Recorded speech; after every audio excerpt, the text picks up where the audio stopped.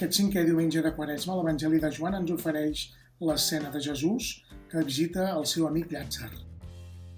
Llàtzer feia 4 dies que era mort. Jesús no oblida mai cap dels seus amics i tampoc a nosaltres. Ens demana d'una manera molt directa i molt senzilla: tens fe?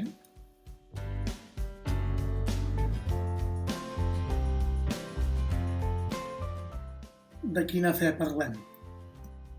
Quina és la fe que em demana Jesús? Què vol dir tenir fe?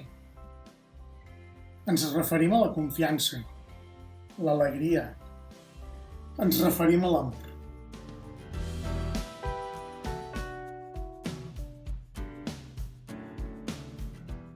L'amistat, ni que sigui en la distància, ens ajuda a recuperar la fe, aquella que ens permet esperar contra tota lògica humana.